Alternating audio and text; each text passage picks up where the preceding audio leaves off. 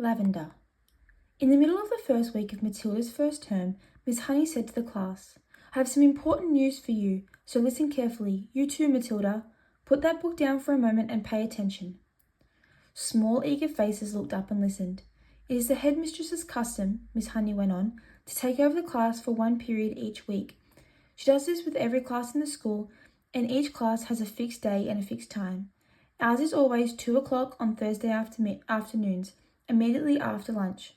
So tomorrow at 2 o'clock, Miss Trunchbull will be taking over from me for one lesson. I shall be here as well, of course, but only as a silent witness. Is that understood?" "Yes, Miss Honey," they chirped.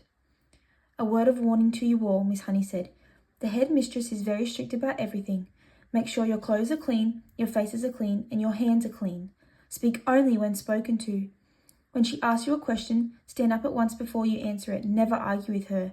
Never answer back. Never try to be funny. If you do, you'll make her angry. And when the headmistress gets angry, you better watch out."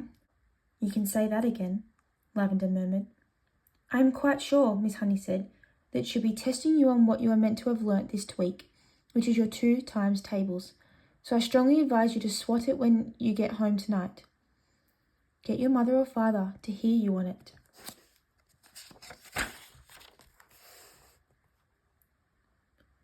"What else will she test us on?" someone asked. "Spelling," Miss Honey said. "Try to remember everything you've learnt these last few days. And one more thing. A jug of water and a glass must be on the table when the headmistress comes in. She never takes a lesson without that. Now who will be responsible for seeing that it's there?" "I will," Lavender said at once.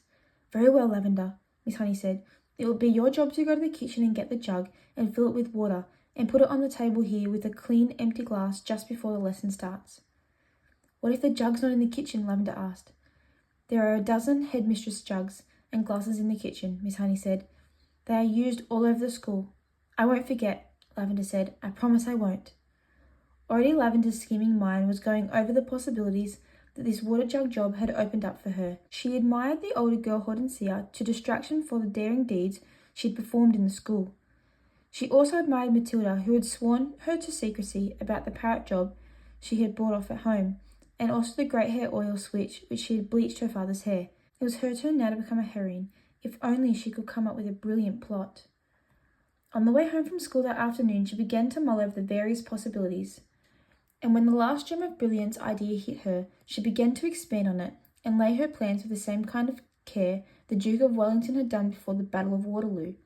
Admittedly, the enemy on this occasion was not Napoleon, but you would never have got anyone at Cruncham Hall to admit that the headmistress was a less formidable foe than the famous Frenchman. Great skill would have had to be exercised, Lavender told herself, and great secrecy observed if she was to come out of this exploit alive. There was a muddy pond at the bottom of Lavender's garden, and this was the home of a colony of newts. The newt, although fairly common in English ponds, is not often seen by ordinary people, because it is a shy and murky creature. It is an incredibly ugly, gruesome-looking animal, rather like a baby crocodile, but with a shorter head. It is quite harmless, but doesn't look it. It is about 6 inches long and very slimy, with a greenish-grey skin on top and an orange-coloured belly underneath. It is, in fact, an amphibian, which can live in or out of water. That evening, Lavender went to the bathroom of the garden determined to catch a newt. They are swiftly moving animals and not easy to get hold of. She lay on the bank for a long time, waiting patiently until she spotted a whopper. Then, using her school hat as a net, she swooped and caught it. She had lined her pencil box with pondweed, ready to receive the creature, but she discovered that it was not easy to get the newt out of the hat and into the pencil box. It wriggled and squirmed like quicksilver, and apart from that, the box was only just long enough to take it. When she did get it in at last, she had to be careful not to trap its tail in the lid when she slid it closed. A boy next door, called Rupert Entwistle, had told her that if you chopped off a newt's tail, the tail stayed alive and grew into another newt 10 times bigger than the first one. It could be the size of an alligator.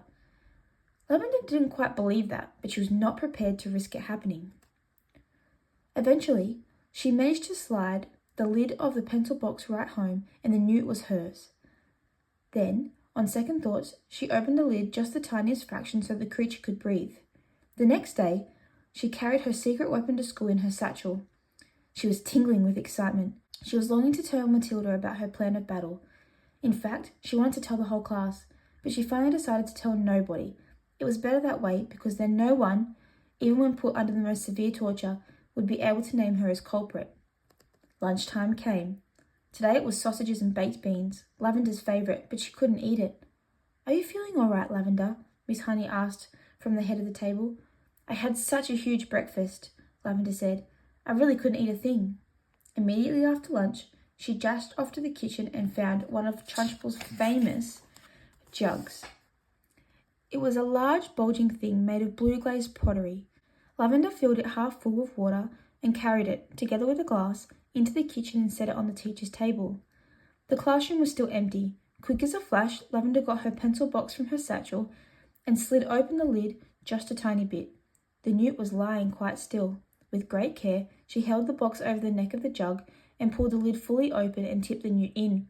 There was a plop as it landed in the water, then it thrashed around wildly for a few seconds before settling down. And now, to make the newt feel more at home, Lavender decided to give it a pondweed from the pencil box as well. The deed was done. All was ready. Lavender put her pencils back into the rather damp pencil box and returned it to its correct place on her own desk. Then she went out and joined the others into the playground until it was time for the lesson to begin.